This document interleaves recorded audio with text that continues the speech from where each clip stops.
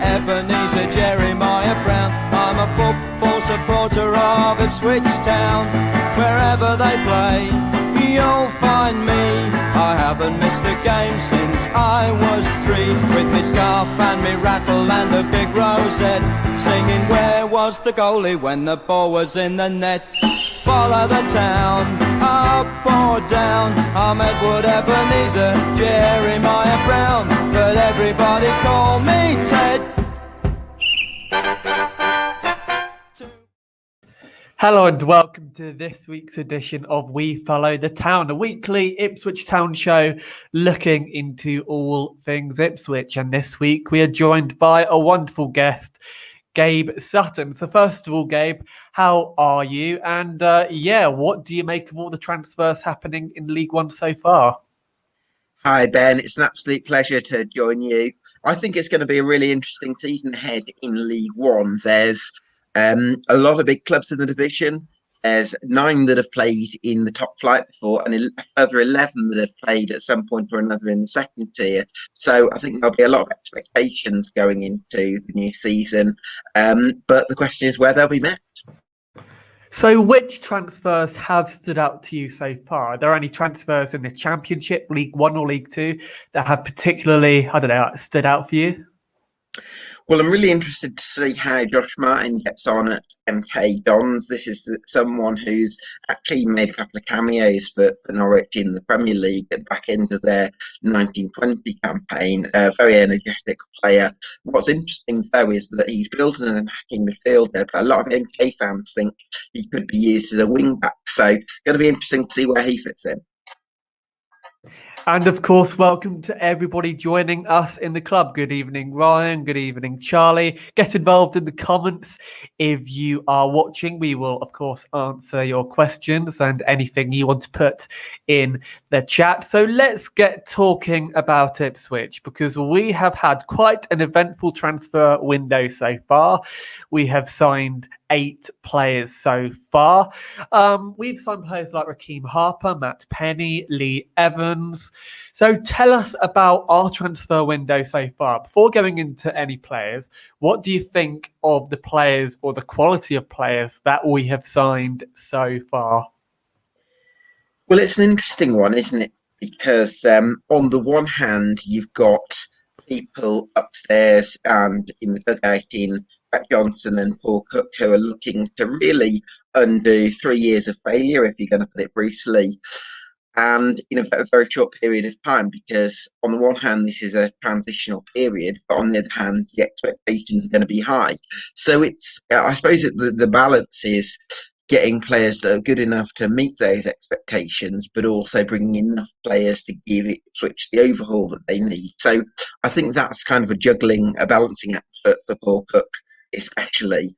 But I do like some of the additions that are brought in. I think at the start of the window, Wes Burns and Lee Evans are 2 energetic, dynamic operators. And as Paul Cook's effects, I'm sure people have seen it on Ipswich Town social media, you've got to be fit.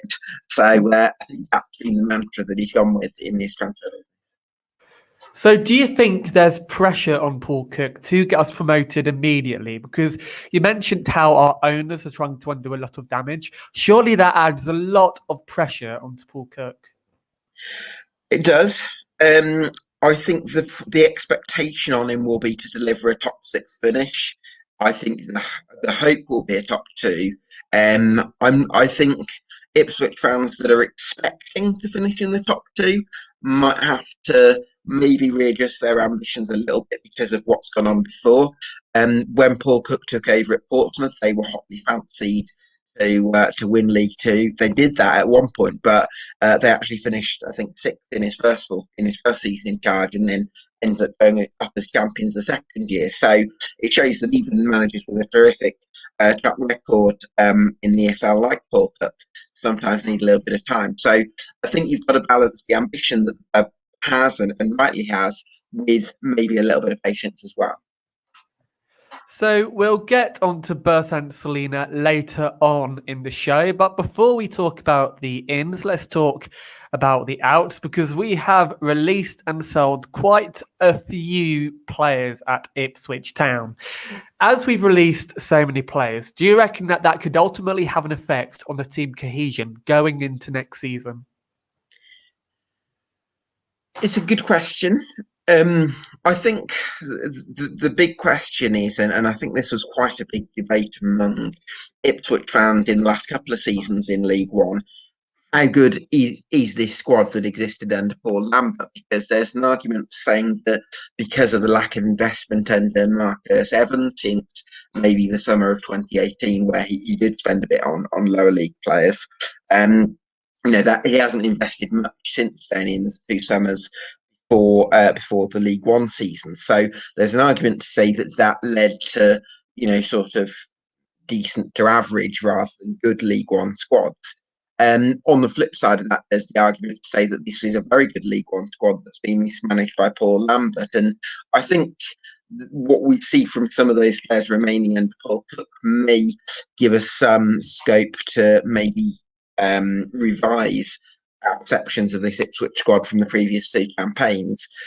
So I think there's going to be some pressure on Paul Cook, but he's certainly had to make a lot of additions, and he's been busy in the window.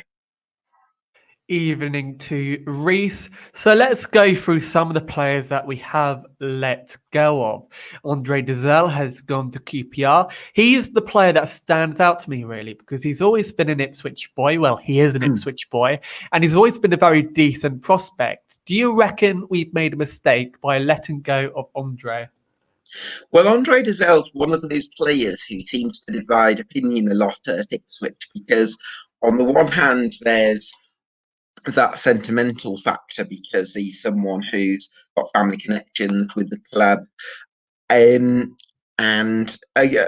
he's shown a lot of talent in his own right. He's got a lovely left foot. He can dictate play at times. I think had Ipswich had better fullbacks who could stretch the game more last season, I think then maybe the strengths that he showed might have come to fruition, especially under a better manager. So I would have liked to have seen how Andre Dizelle would have gone under someone like Paul Cook. On the flip side to that, I think the fact that he's got his family history with the football club means that there's almost more expectation placed on him. So I almost think it could be quite a good thing to him that he sort of gets a change of scene where there isn't that expectation sort of associated with him. I mean, we've had a comment here from Reece Curtis, who's seen more of Dizelle than me, saying he just wasn't consistent enough. He needs to go make his own name and leave his dad's shadow, which I can sort of understand why Reece has said that, because it must be quite daunting in some respects. So I believe he's a good player. I believe it's a good signing for QPR, but I like the signing to Ipswich have made in midfield as well. So finally, we'll get onto the transfers in soon. Do you reckon Andre can maybe succeed better out of Ipswich? Because, we all know what the story will be. He'll shine at QPR, then probably go to a big club. So could you see that being realistic?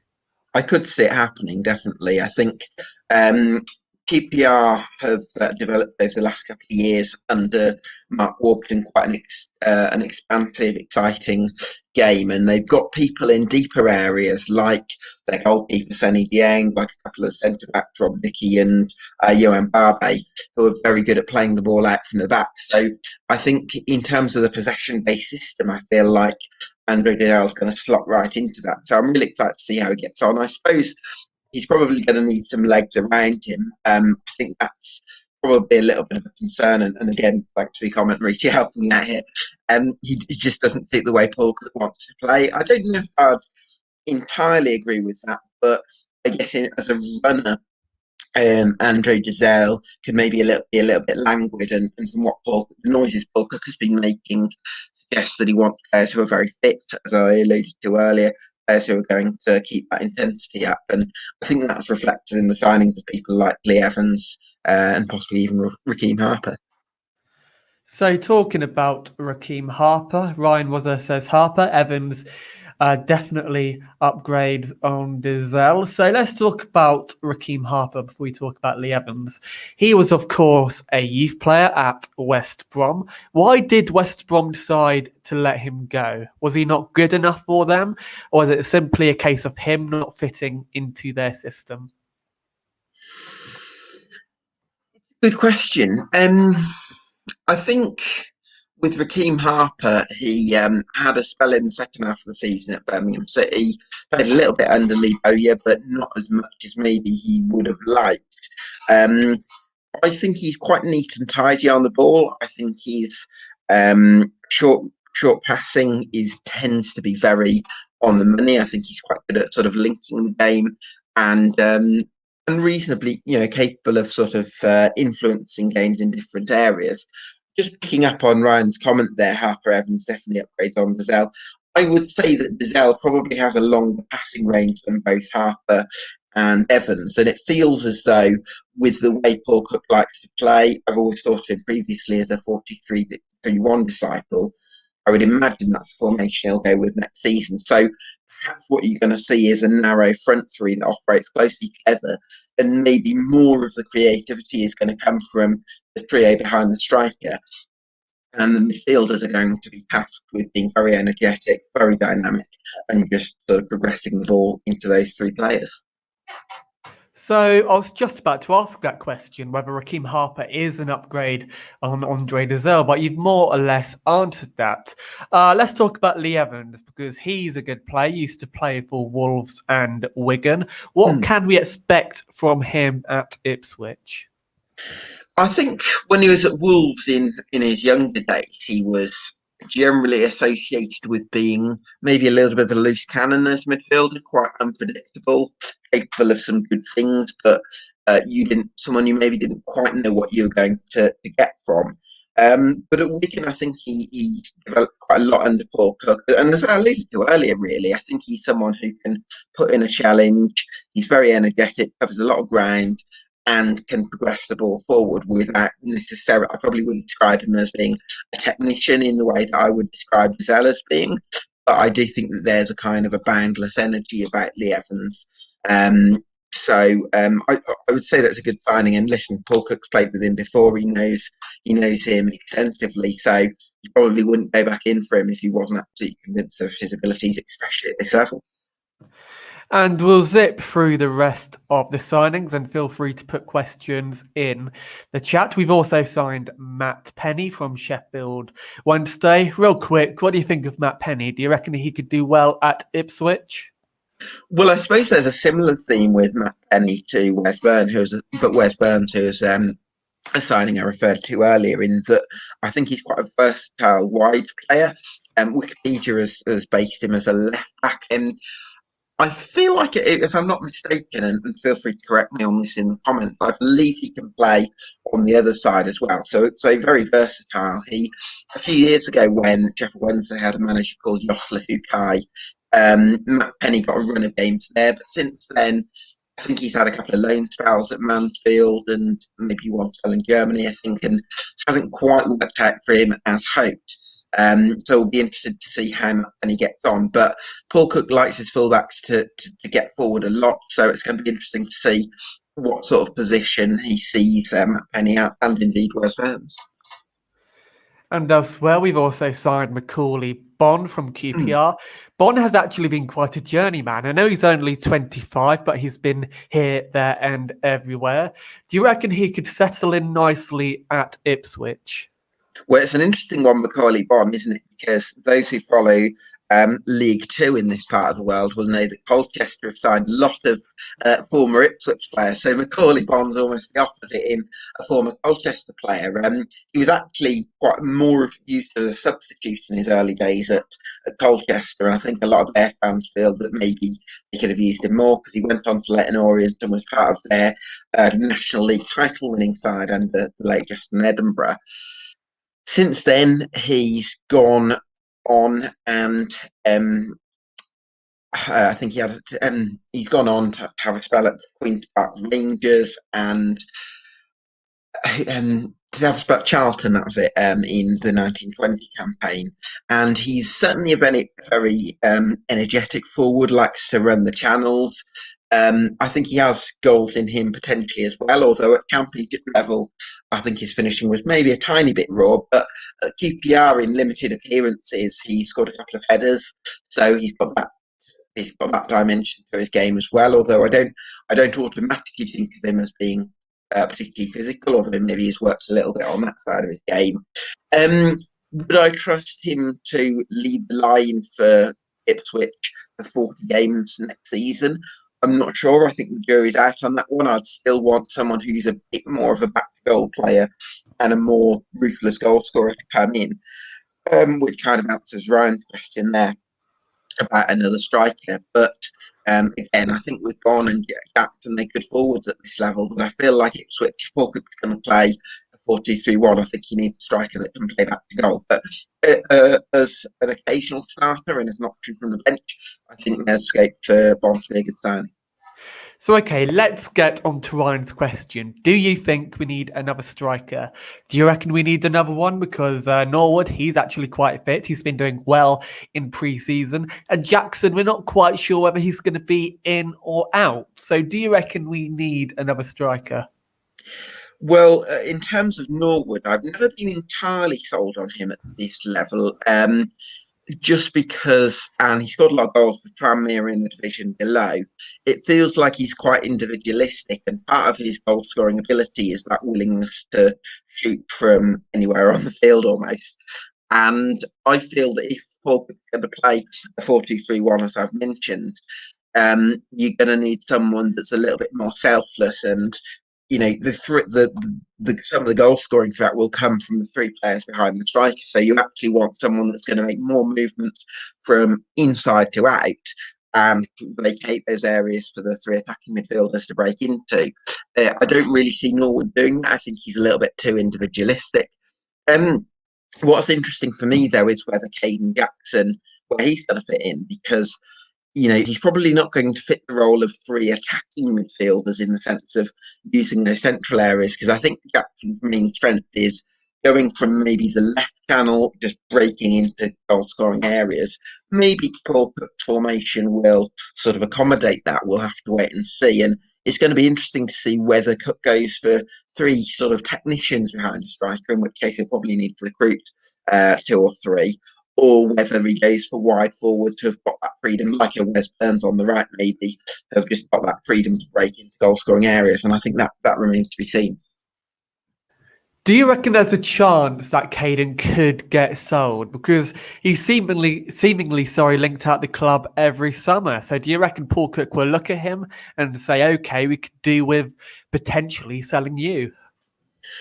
Well, my experience of Paul Cook's side suggests that he liked his pace from the fullbacks who kind of stretch the game.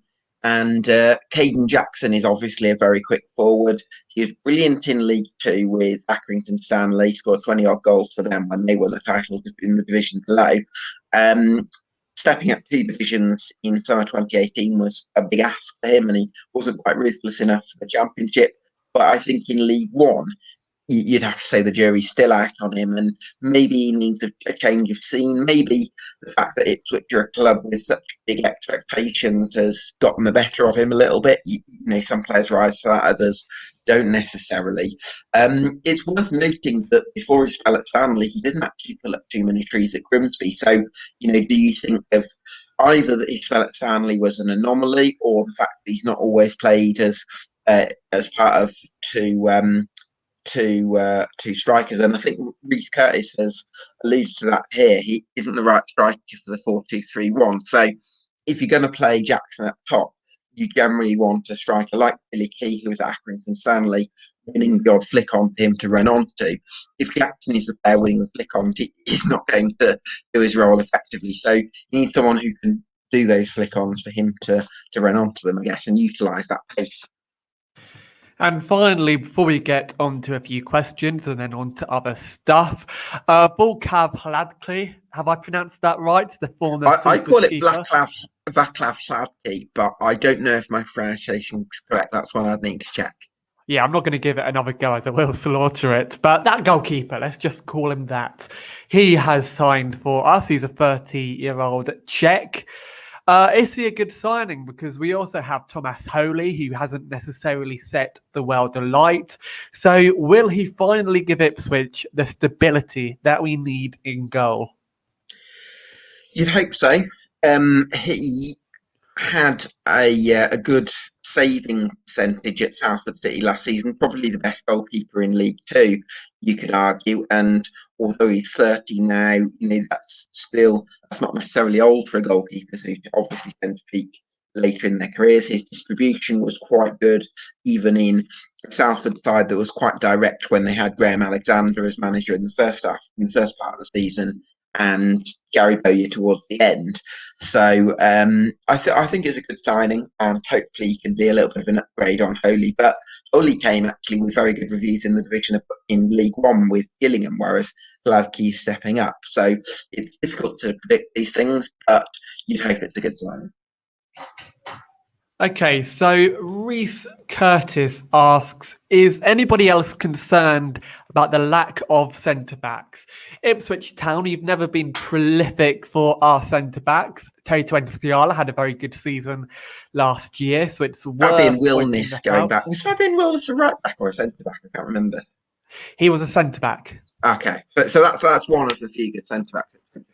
Exactly, but there's not many other centre-backs, well, maybe Luke Chambers, to mention. So do you reckon we need new centre-backs? And it's also worth throwing this into the equation. We let go of our player of the year, James Wilson. He was a centre-back. So, okay, I'm going to add that in there as well. Did we make a mistake by selling him? And also, as I just said, do we need new centre-backs? I think the answer to that question is yes. I wouldn't necessarily follow that with another yes about your question on James Wilson, because I think that you've got to consider the style. So James Wilson might have done brilliantly last season in the Ipswich side, but I wouldn't say necessarily had an extremely clear playing identity. So maybe there's just a case for bringing in players that are more likely to fit what Paul Cook wants. His Chesterfield, his Wigan sides, especially below the Championship, have tended to be very possession heavy. Portsmouth as well, of course. And if you're going to have a lot of the ball, then it stands to reason that you're going to need players, that are able to enjoy a lot of the ball as well. And you're looking at Luke Wolfenden. I think there was a spell a couple of years ago where Wolfenden played wide as a three-man defence and kind of overlapped quite well. So that would suggest that his ball playing ability is going to be reasonable. But other than that, I don't think I've seen anything of Corey and Darber. He's had a couple of loan spells. We'll have to see how that goes on. I'm happy to be converted by what other opinions are on him, but I think you'd probably be after another 2 or 3 centre backs, depending on who can step up from the under 23 squad as well as that. So definitely an area to address. Yeah, and Darby's a very good player. He's a very good youngster. Under Paul Lambert, he did have a good pre-season in Germany, but unfortunately, he was kind of like shipped out on loan. And I think a lot of that was to do with his attitude. So who knows, maybe he'll be brought into the first team. But, we have to wait and see, really. Could I just jump in on this and respond to Reese's comments here? Because it's interesting him saying he thinks Toto and Diala is good enough to play centre back, and I believe that in the right system, like at Shrewsbury a few years ago under Paul Hurst, Toto and Diala can be a good League One centre back. But I think it has to be the right system. So he's been successful under Hurst, who generally likes his sides to be quite direct and get the ball forward quickly. Paul Cook has a different style of play, so I can see why Reese has said that, but I wouldn't be surprised if Toto I wouldn't be shocked if he goes back to Grimsby in the National League, because he loves working under Paul Hurst. But I think, I would expect 2 or 3 more centre backs to come in, and I don't see Toto being first choice. But feel free to respond to that, Reese, if you. Yeah. So about Toto, we're probably going to be playing with ball-playing centre-backs. Would Toto make a good ball-playing centre-back, do you reckon? Or do you reckon it's, something that he's simply not like good at doing, I guess, if you want to put it harshly like that. No, well, I don't think it's harsh. I think it's realistic. I think Toto and Tiala has a very specific set of skills. That sounds like a quote from a film, doesn't it? Make the skills that make him a James nightmare Bond. to people like you. But he's very powerful. He's aggressive. I think alongside a sweeping centre back, I think he could be effective at this level. But again, because of that sort of aggressive, sort of physical reliance on his athleticism, I suppose, that also means that he's probably not the most intelligent operator. And if you're going to be playing with a high line and you're going to be looking for someone that can kind of pick up second balls and recycle it well, I'm not sure Toto is necessarily the right option for what Baltic wants. We've had a comment here from Reese again. Thanks for your interaction, mate. Toto is solid. He will have Evans right in front of him with the experience to help attack stupid errors. That's Reese's view. I'm just not convinced about Toto as a ball-playing centre-back. So Ryan Wazza, because we're going to go on to transfer rumours now, and Ryan Wazza will start us off with his question. Teddy Bishop going to Lincoln City. Thoughts on this? What are your thoughts on that? Because Teddy Bishop is no longer a youngster, and I think a lot of Ipswich Town fans do tend to forget that. He does have his injury doubts, and he has spent a lot of his time at Ipswich, unfortunately, on the injury bench. So is Teddy Bishop worth keeping around at Ipswich, and would he be a good signing for Lincoln? I think if he stays fit, which is always the big caveat when it comes to Teddy Bishop, I think he'd be an excellent signing for Lincoln. Michael Appleton seems to have a good knack of picking up loan players who are having their second loan in the EFL, players that are just coming through an academy at an elite club, signing them on permanent deals to give them more of a long-term asset, and players like Teddy Bishop, who kind of probably would have made it at a higher level, but for injuries. And again, Reese has just summed it up saying, too injury prone for me. He's definitely talented, but simply doesn't keep fit. And I think that's the crux with him. I think that he would have been, I think he could have gone on to play in the Premier League, but for injuries, or certainly gone on to be a very reliable Championship player.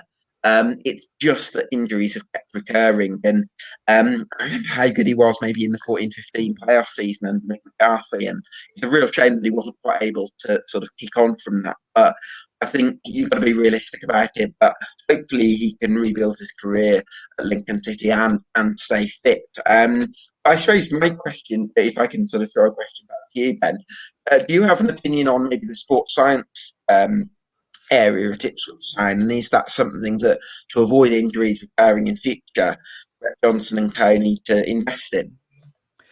Yeah, well, I think that's something that Paul Cook is very aware about. And I think he's actually gone through the effort of actually focusing on fitness during pre-season.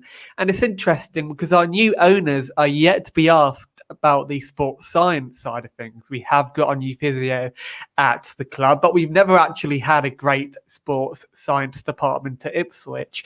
So for me as a fan, I'd be very interested to see what the owners actually do about that, because should they want to go further and should we want to, I don't know, get promoted, this may sound daft, but we would need a good sports science department. Look at the injuries. Look last season at how many players got injured at the wrong time. So yeah, Vincent Young as well. Well, he's injured again.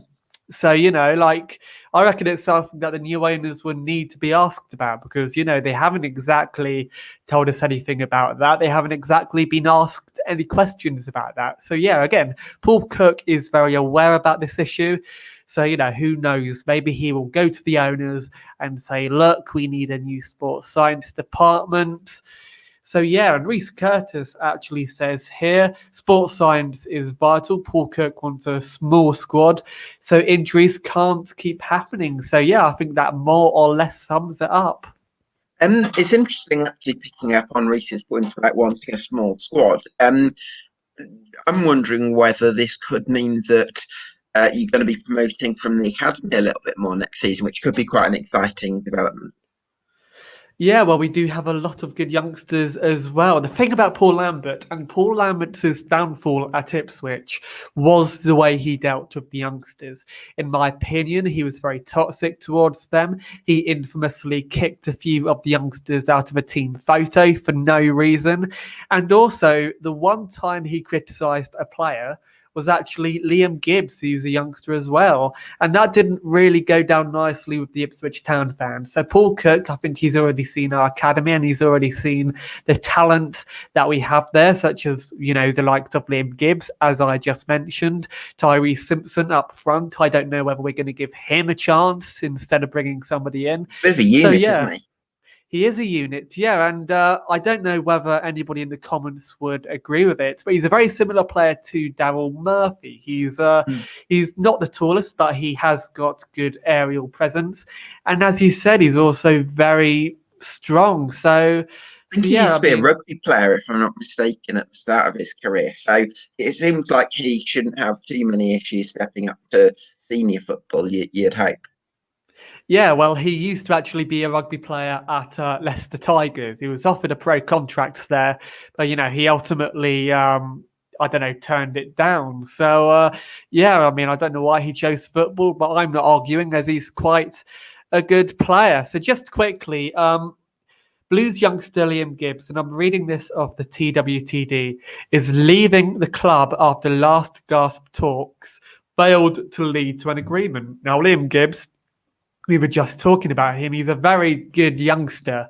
He's arguably one of our best youngsters. So what does that say when we're actually letting go of a young player like him? I've never actually seen Liam Gibbs play, so I think I'll have to pass judgment on this one and leave it to people who have probably seen him play. I might have a bit more knowledge on that situation. Yeah, so in the comments, let us know, what do you think about Liam Gibbs leaving the club? Because this is very much breaking news. I just read it off TWTD, a wonderful website for Ipswich Town news. So give us your thoughts in the comments on what you think about him leaving. But okay, let's look elsewhere at the players we've been linked with, because we've been linked with loads of players. And I'm going to return to a question we were asked earlier in the show by Ryan. What do we think about Bersant Selina potentially returning to Ipswich Town? He's 24 years old. He was relegated with Dijon from League 1. Do you reckon we could realistically sign him? Because he has been linked with some big clubs and we're one of the handful of clubs going after him. So do you reckon he'll like to return to League 1 and play, like lower division football, if I can say that?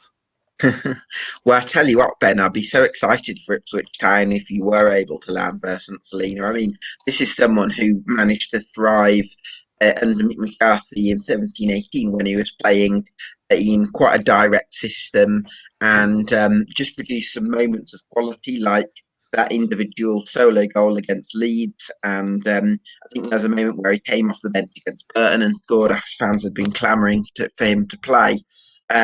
So, yeah, I mean, he's someone I'm a massive fan of. I think he's got bags of quality. I'm not sure. I mean, people have said it's not realistic. I don't quite know what his personal situation is at the moment, so it'd be difficult for me to comment on that. But in terms of the individual ability and in a possession-based Paul Cook side, let's not forget this is someone who's developed in the Man City academy, so he's going to have enjoyed playing in a certain style of football. I think it'd be a wonderful signing, and with the ambition that Brett Johnson and the new ownership regime have shown, I'm not sure I'd necessarily rush to write it off. So Ryan Wazzer says if he likes the project and where the club is going, I think he can be persuaded personally. And Rhys Curtis said it's not realistic. I think a lot of Town fans do feel like that. But real quickly, we will go back to Selina in a second. We were talking about Liam Gibbs a minute ago and him leaving the club. So let's quickly revisit that. Rhys Curtis said, always been impressed by Gibbs. Definitely deserved a chance back end of last season. Okay, so real quickly, a quick question. Do you reckon Paul Lambert and his man management in regards to the youngsters potentially affected the decisions on whether to keep these players or not? Because a lot of these youngsters might have been put off by the way they were treated.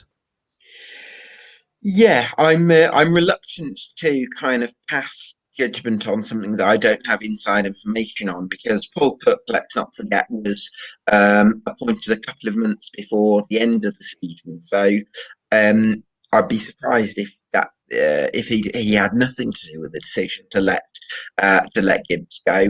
Again, I'm speaking this very much from the outside looking in. So yeah, you don't know what the situation is. But I think generally in football, you find that managers that have quite an uncompromising leadership style tend to struggle to motivate young players because sometimes more of them tend to need, a different style, and sometimes ruling with an iron fist and being sort of a little bit brutal at times doesn't tend to work now as much as it did 10, 20 years ago. So that could be a factor. So, okay, apologies for jumping all over the place. We're going to talk about Selena again. So, Liam Gibbs, we just talked about Liam Gibbs, the Ipswich youngster potentially leaving the club. But TWTD understand that Town are making an attempt to lure Selena back to Portman Road ahead of the 2021-22 campaign. But he's been linked with a whole load of clubs, including Hull, who are now in the Championship. One final bit about him. Does he say anything about the ambition of Ipswich Town? Because we're being linked to a bunch of really good players who, in a way, are too good for League One. Yeah, I think that it's important for the new regime to make a statement and try and go for players that are of a high caliber. And you might miss out on a few, but generally, if you're making the noises that listen, we're aiming high here and we want to try and get championship players, that's the thing for me. That's how you build a squad that can A, get promoted to the championship, and B, possibly push on from there. If you do go up, you don't want to just sign good League One players who can do a job now. You want to sign players who can take you up a next level. And I think that kind of ambition has been missing at Ipswich Town over the last 10, 20 years.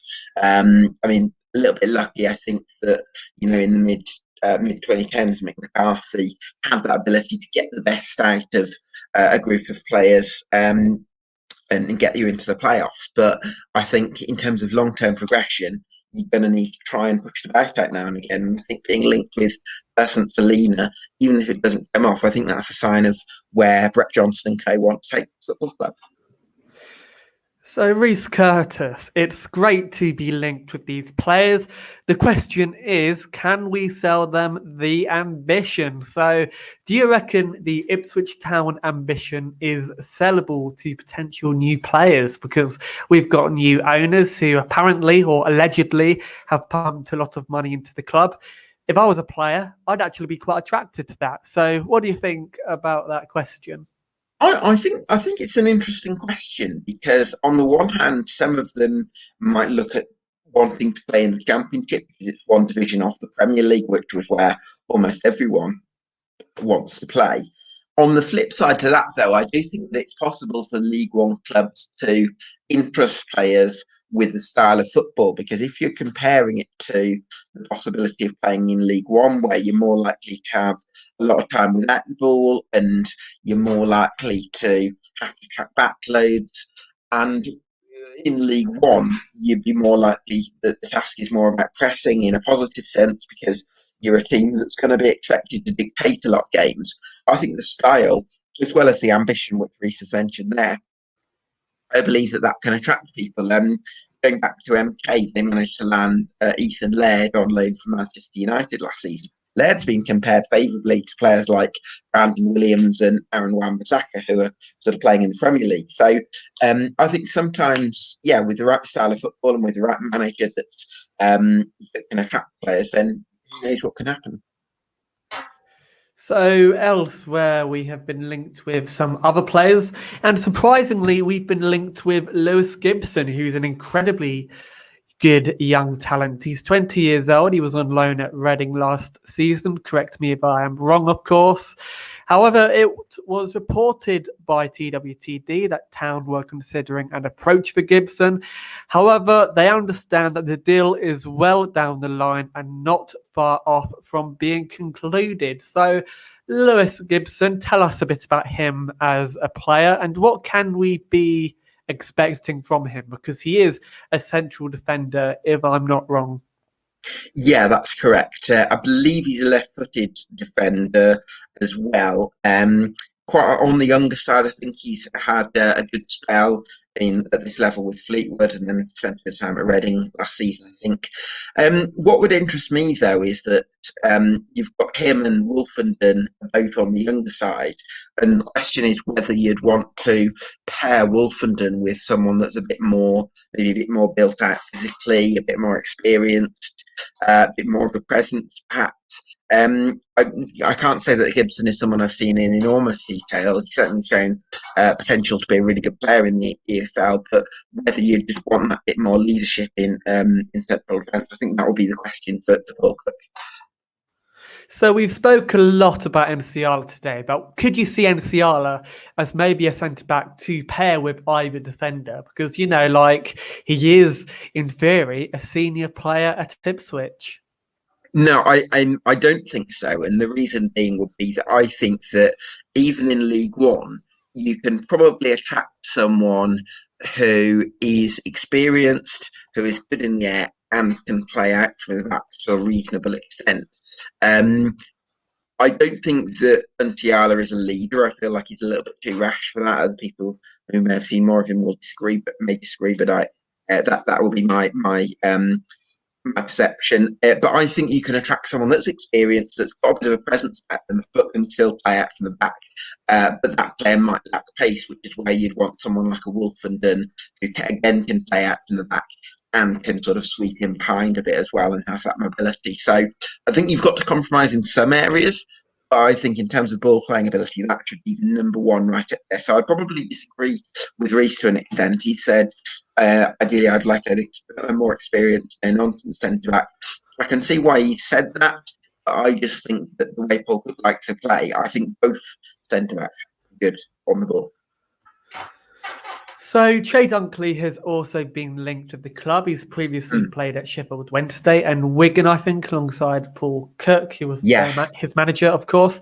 Che Dunkley, he's a very good defender. He has a great resume as a centre-back. So what do you reckon about that potential signing? Because surely he'd be a bit of a coup, wouldn't he? Absolutely, Ben. I think that would be a really good signing, and I think this is what I'm talking about. Like, as Ryan put it there, he's the one we need, a big, strong centre back. He's quite athletic as well, but he's good on the ball. He's played under Paul Cook before, and he was part of the Wigan side. But in the second half of the 1920 campaign, I think it was something like 8 clean sheets in 11 games or something crazy like that. Dunkley was a key part of that, and I think he has both the aerial dominance, which you might need alongside someone like a Wolfenden, the experience, and he's good on the ball. So he would be absolutely perfect. What is he like as a personality? Because we've lost Luke Chambers, who was our former captain. Could he potentially be captain material, or isn't that really a role that he would suit? I'm not sure if I've seen Dunkley in enough detail to give you an accurate view on whether or not he's a very vocal player. So I think I'd have to offer that out to people who have seen him more in more detail. But I certainly think in terms of the qualities that you're looking for, I think he has a lot of them, definitely. So elsewhere in the transfer market, we have been linked to Lee Gregory. And we were talking about this briefly before we went on air about the type of player he was, about where he's been. And he's seemingly a poacher. So do you reckon he would be a very good, pairing up front with the type of player like James Norwood? And of course, finally, what do you think of Lee Gregory, as a player? Well, if we're going by the 4-2-3-1, he probably wouldn't be paired with Norwood. He'd be played as a lone striker. What's interesting though is I remember watching him at the back end of the 18-19 campaign for Millwall, and he played as a front two the year before with Steve Morrison when Millwall had just missed out on the Championship playoffs as a newly promoted club. Excuse me. And for the following year, I think Morrison had declined, and towards the back end of the season, Neil Harris looked for ways of playing without Steve Morrison that might be more effective. And I think he played Ben Thompson as the attacking midfielder in a kind of 4-4-1-1, and Lee Gregory as the striker. And I wasn't sure how that would work because he didn't have the referee at the point, but because they played more on the deck, which I'd expect a Paul Cook side to do, it kind of worked because you had Lee Gregory really running the channel, pressurising defences, which he's done throughout his career, and then creating space for someone like Ben Thompson to get in behind. So there's evidence, brief evidence, that him in that sort of system, even in the division above, could work. Since then, what makes him attractable, affordable, attainable for a club like Ipswich in League One is that his stints in the Championship with Stoke and Derby haven't quite worked out as he would have hoped. You described him there as a poacher. I'm not quite sure I'd agree with that. As a finisher, I think he actually has limitations. His goal-scoring record in recent years hasn't been great. I think there's been a lot of chances he's had that he hasn't been able to finish. But what you do know with him is that you will get 100% in terms of work ethic, because he started out in non-league. He was at Halifax for a spell. And I think because of that, like most players that have got that non-league background, they absolutely grasp the opportunity to play in League One. So Lee Gregory's a great professional. And I also think because he didn't play with intense training methods at the start of his career, because he might have been playing in part-time teams or in non-league where the training isn't quite as intense, it means that he's got more in the tank later in his career. So although he's about 31 now, he's probably got a lot more in the tank than most strikers of his age. So I think I would advocate that signing. Welcome to those who've just joined the chat. Feel free to get your questions in. We will answer them at the end of the show. So let's talk about Matt Crooks, the Rotherham player. Now, as an outsider, I thought Crooks was a really good player. I thought he was potentially a player who would be linked to bigger clubs, maybe in the up end of the Championship.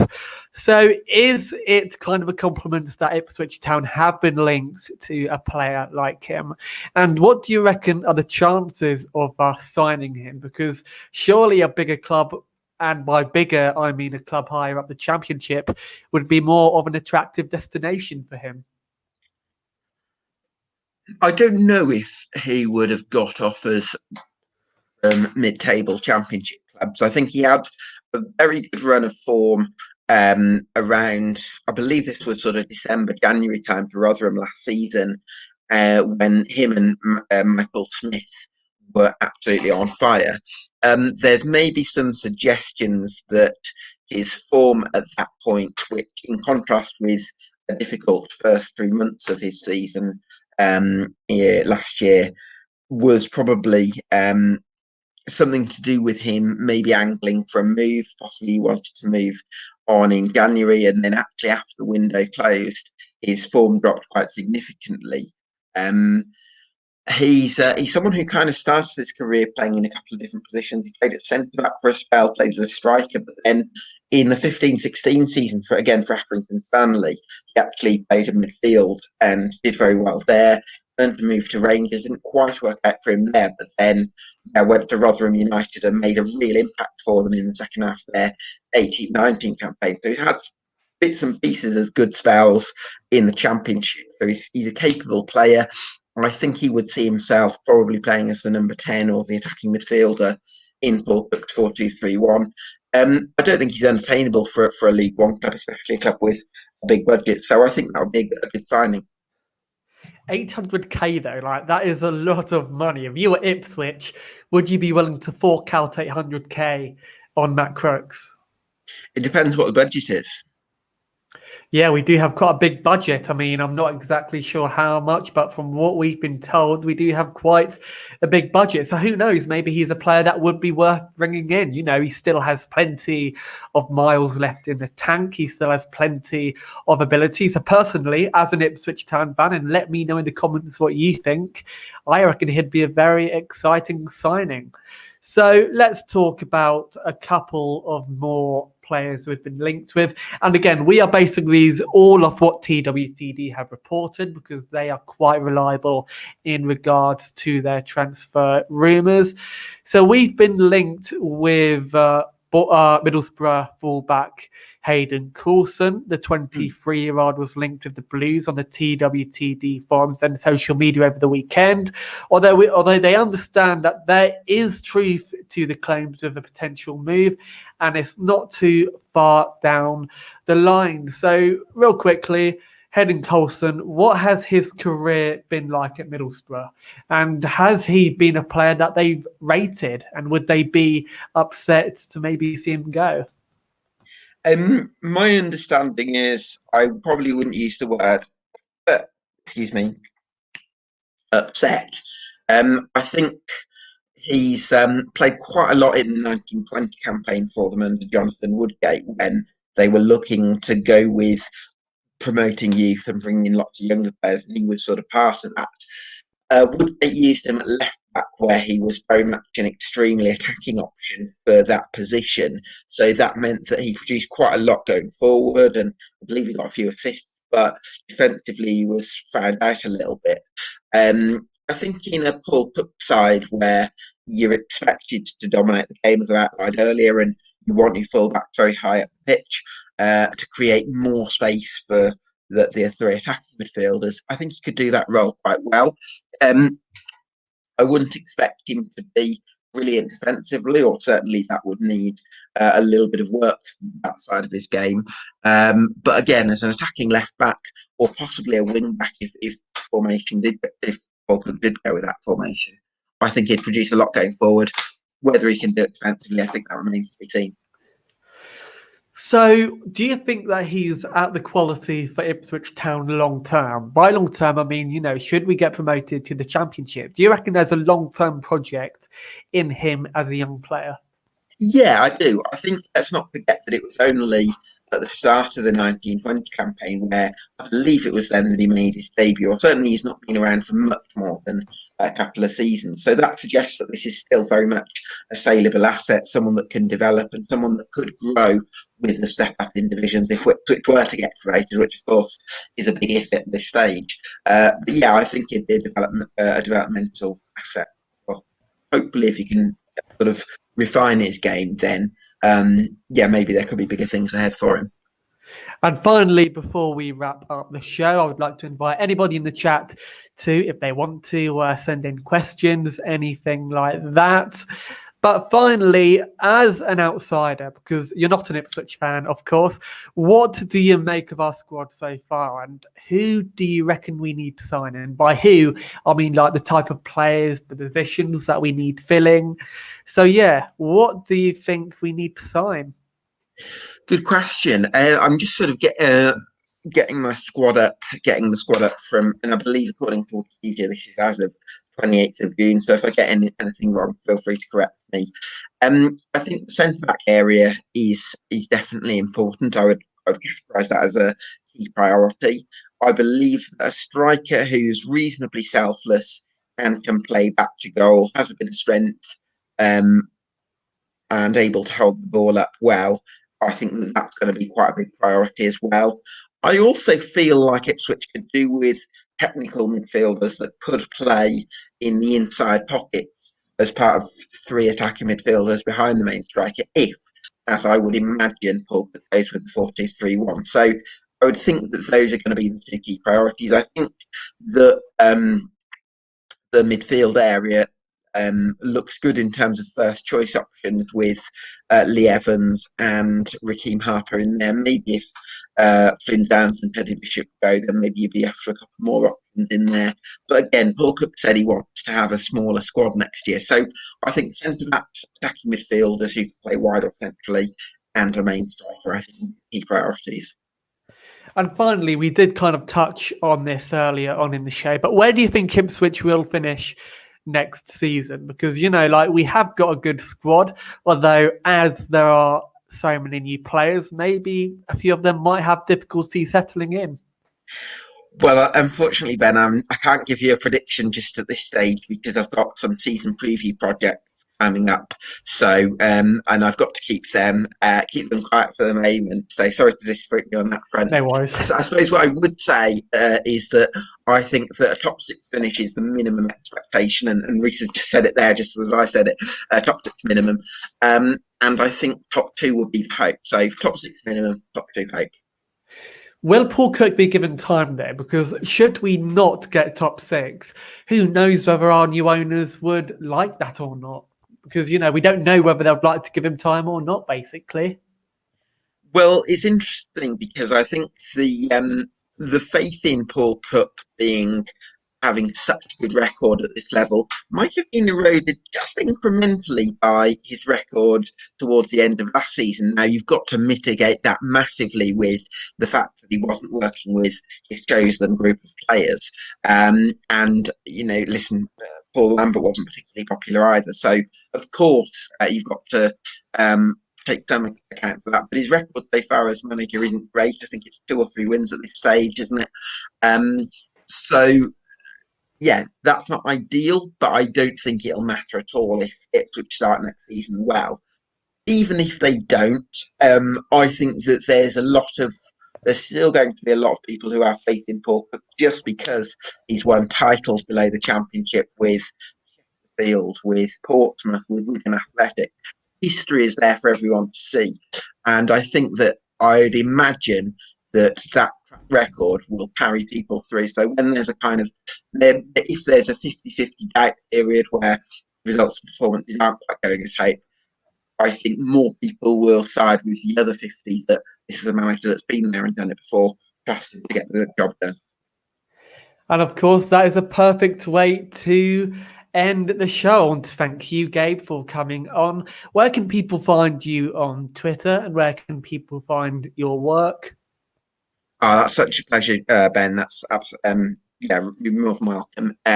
You can follow me on Twitter at Gabe Sutton. I'm also on Instagram now, just working out this malarkey at Gabe Sutton 1, and I'm on a couple of other platforms as well, but mainly Twitter at Gabe Sutton. Perfect. It was an absolute pleasure having you on. And you can find us on Twitter at We Follow the Town. We'll be back on Thursday for some Euro talk. Hopefully England won't get knocked out. Who knows? We're playing Denmark. And as always, keep following the town. Cheers, folks.